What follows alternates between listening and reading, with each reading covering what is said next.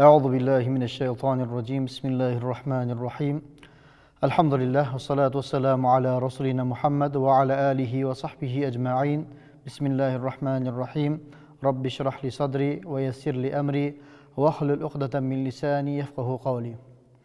Құрметті жамағат, Алла тағала біліп білмей істеген күнәларымызды кешіре көрсін. Алла тағала бүгінгі сұхбаттарымыздан баршамыздың пайдалы да ғибратты мағлұматтарды алып, амалымызға өткізе білуімізді нәсіп етсін. Біз қандай да бір сұхбатымызды, уағызымызды белгілі сұрақтардың көп түсуіне байланысты жауап береміз. Енді бізге келіп жеткен сұрақ. Адам баласының, олардың арасында мұсылмандардың өмірлік мақсаты не?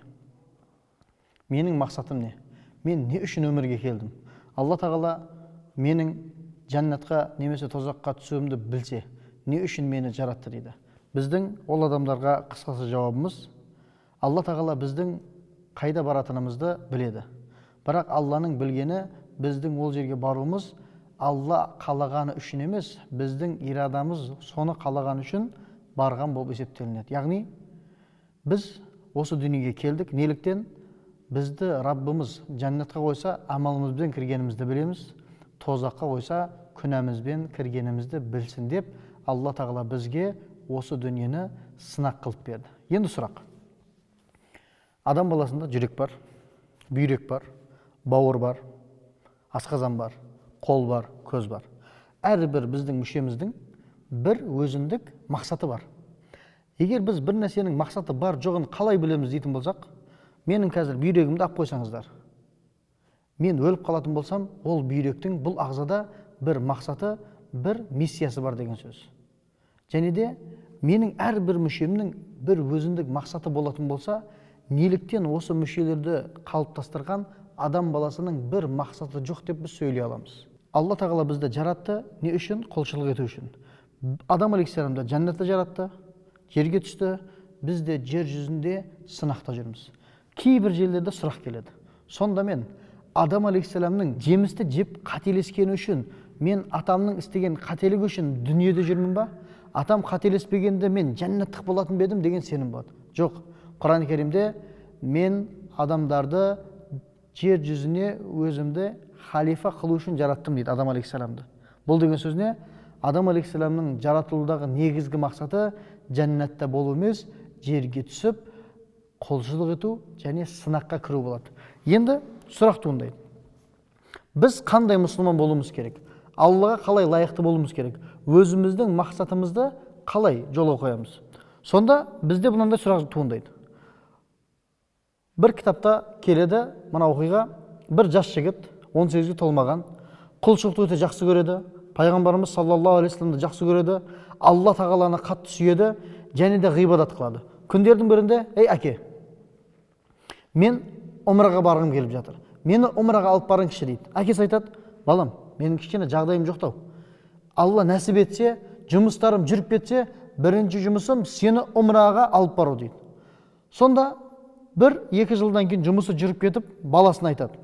Балам, екеуміздің атымызды умраға жазып қойдым. Алла бұйыртса келе сай, біз умраға барамыз дейді.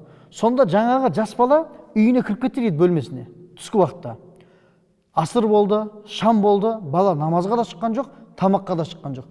Бұған не болып қалды дейді. Сөйтеді, ішке кірсе, бала умраға барасын деген хабарды естігені соншалықты шүкір сәждесінде жатыр екен түскі уақыттан бері. Қараңыздар. Біз дүниеде адамдардың ішінде шынымен жәннатпен сүйіншіленгендерді көргіміз келсе, олар күш қуаты орнында, бірақ харамға бармаған. Қолынан барлық нәрсе келеді, бірақ нәпсіне ие болған иманы кәміл жастар, бұлар дүниедегі жәннәтлер деп айтсақ кем болмайды. Бірақ олардың тағдырын Аллаху алам, Алла тағала жақсырақ білуші. Сонда жаңағы жас жігіт умраға баруға дайындалып жатыр. Ғибадаттарын істеп жатыр. Ұшып Мәдинаға қонды.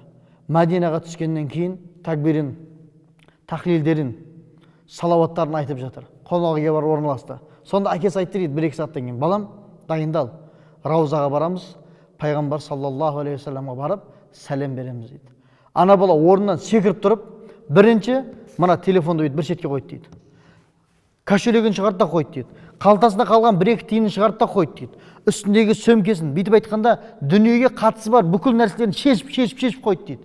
Сөйтіп әке сұрап жатыр дейді, балам, сен не үшін мынанша нәрсені тастап баратсың десе, мен пайғамбарды көру үшін, пайғамбардың өмір сүрген жерін көру үшін сонау жерден келдім. Енді өзімнің сүйіктіме қауышайын деп жатқанда, мені мына дүниеге байлап тұрған нәрселердің мені шалғытуын, менің арама кіруін мен қаламаймын деп ананы тастап жатыр да. Біз бұдан нені көреміз? Біз қазіргі адам баласы дүние, бала-шаға, уайым қайғы, кризис, экономика деп жүріп, өзіміздің дүниедегі негізгі мақсатымыз Аллаға құлшылық, пайғамбарға деген махаббатты ұмытып қойып жатырық деген сөз. Ал бірақ ана жас баланың жүрегі ашық болған соншалықты өзімен өзі өзіне зиян беретін нәрселерден құтылып жатыр да. Сөйтіп раузаға кірді дейді. Кіргенде білесіздер, пайғамбарымыз саллаллаху алейхи вассаламның қабіріне жақындағанда ассаламу алейка я расулаллах деп сәлем беріледі. Сонда сәлем берді дейді, жаңағы бала талып қалды дейді. Әкесі жаңағы жердегі жұмысшылар ана баланы алып мешіттің бір шетіне апарып қойды дейді. Баланы оятса, не болды балам десе, мен ана жерге келіп пайғамбарымыздың қабірінің турасына келіп ассаламу алейка я расулаллах деген едім, маған уа алейкумассалам деген бір дауыс естілді дейді. Мені бір нұр бүйтіп құшақтап алды дейді. Мен пайғамбарымыздың дауысын естігендей, пайғамбарымыз саллаллаху алейхи уассаламды құшақтағандай болдым дейді. Енді қараңыздар да, бұл қандай көрініс? Біз мұсылмандар бірінші іс-әрекетпен, екінші мына ақылменен бір дайындық істеуіміз керек екен. Бұған біздің мысалымыз, пайғамбарымыз саллаллаху алейхи вассаламның құзырына бір сахаба-и кирам келді, Алланың елшісі, қиямет қашан болады деді. Бізге де қызықта, ой, қияметтің үлкен белгісі болады, қияметтің кіші белгісі болады деп неше әңгіме айтамыз да. Енді қараңыз, қиямет қашан болады деп бір сахаба-и кирам пайғамбарымыздан сұрап отыр да, пайғамбарымыздың жауабын қараң. Вторник күні, среда күні, 5 жылдан кейін, 10 жылдан кейін деп атқан жоқ. Сен сол сұраған қияметке не дайындадың деп жатыр.